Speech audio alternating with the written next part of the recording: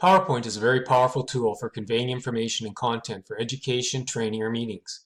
My name is Donald McClellan. I'm a professional finance manager.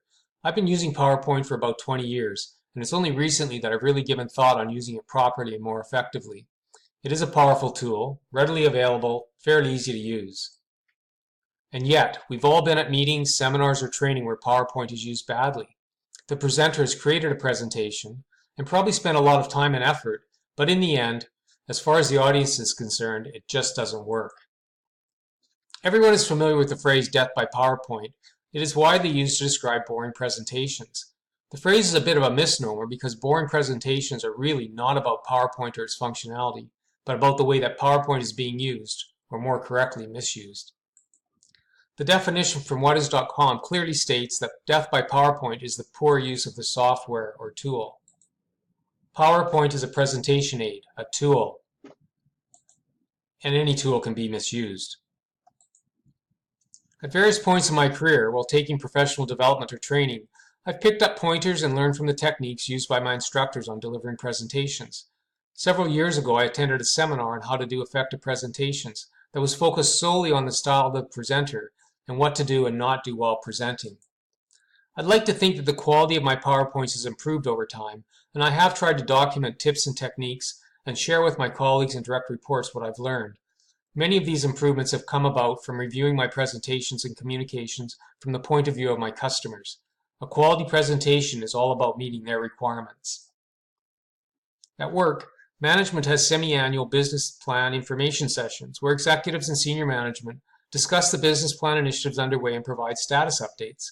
Last December, I guess partly because I am taking the PID program and reflecting on effective teaching techniques, I was consciously evaluating the quality of the presentations and what was done well, and more particularly, what was not done well.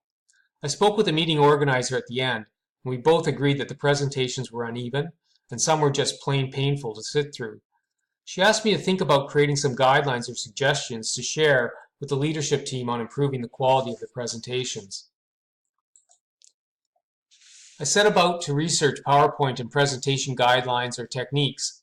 A Google search of death by PowerPoint yields 2 million plus hits, including articles, images, and cartoons.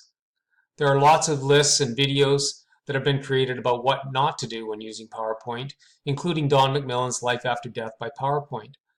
There are a large number of available instructions, lists, and guides on the internet regarding this issue. 5 steps, 6 ways on how to avoid, how to prevent, how to fight, how to conquer.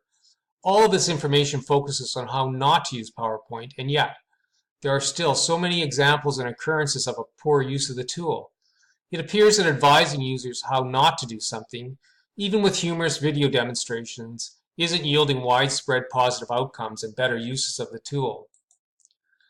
Why are we as audiences and consumers of information still subjected to so many bad presentations, and do we really know what makes a presentation good or bad? Is it the content, the slide deck material, the presenter's style, or some combination of all of these elements that just doesn't come together? The fixes offered by most articles deal with 2 areas: slide content and presentation skills. Slide content issues, confusing graphics or too much content. When you hear the presenter say, "I'm sorry you can't read this," they've demonstrated a clear lack of respect for their audience. Too much text. If the audience is reading, they're not listening. Small fonts. The slide should not be an eye chart. Too many or poor choice for features and display options. Audiences spend their time trying to figure out what they're seeing. Any screen activity and moving objects takes focus away from the presenter. The presenter includes both presentation skills and the presentation planning and purpose. So presenters who read slides out loud. Your audience reads much faster than you can speak, so the verbal content is out of sync with wherever the audience is and what they're thinking. Presenters present too much content. They speak too fast or too long to cover too many points, and they don't appreciate that not everything is equally relevant. Handouts. Save your handouts for distribution at the end. Let the audience know they'll get them and they don't need to take notes so they can relax and listen. Don't print out the slides. Prepare proper handouts that are comprehensive and fully cover the subject matter.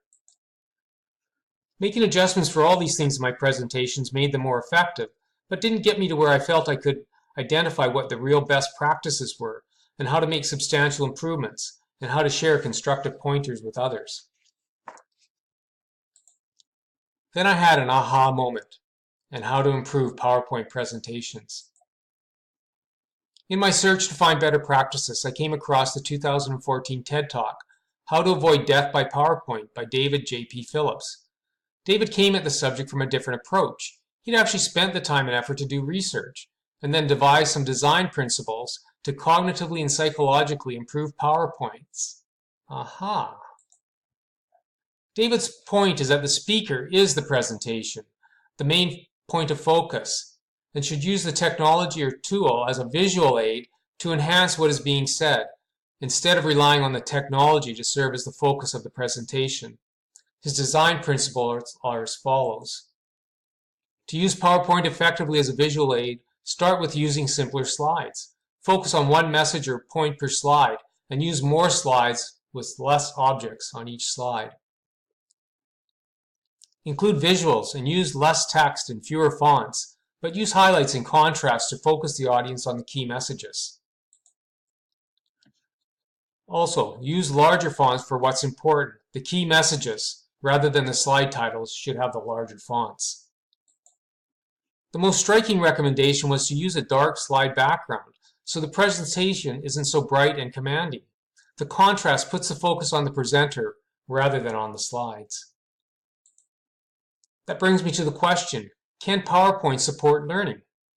PowerPoint is a tool, or visual aid, that can be used effectively to support learning, or more effectively, if it is used properly, with the content and the slides designed with that purpose. It's one choice available if it's the right tool for the job. Other teaching techniques to use along with PowerPoint are to intersperse content with discussion, group exercises, and reflection time. The slides can be used to help manage the agenda and lesson plan, but not be the key activity or focus of the classroom time. There may be times when PowerPoint is not required. The concepts and messaging could be presented by the power of the storytelling alone, or be supported by a physical prop that is related to the concept. A good example is Stephen Covey and the Big Rocks demo about prioritizing work and life duties and taking care of the big items first. Many TED Talks have no supporting presentations, just the presenter alone on the stage.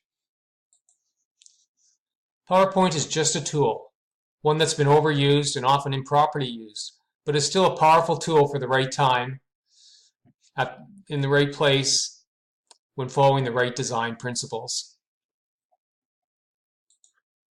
I hope you found this worthwhile, and thank you for listening.